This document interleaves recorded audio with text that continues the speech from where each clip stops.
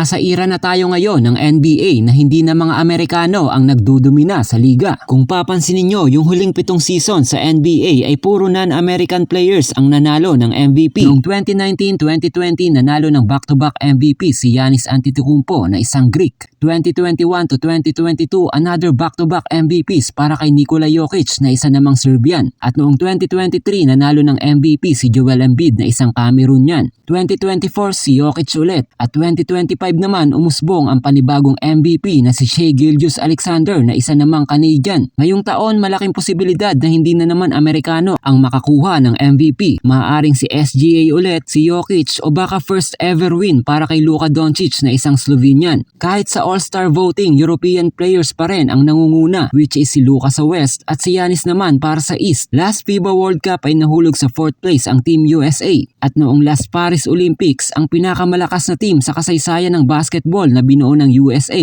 ay kamuntikan pang matalo sa Serbia. At idagdag mo pa ang another generational talent na si Victor Wembanyama na isa namang French. Andyan pa rin naman ang mga new breed talents ng US tulad ni na Anthony Edwards, Jalen Bronson, Cooper Flagg, lalo't malapit nang matapos ang era ni na KD, Steph at LeBron. Pero iba pa rin talaga ang lakas ng mga European talents ngayon sa NBA. Hindi lang sila basta nakasabay, mukhang lalagpasan pa nila.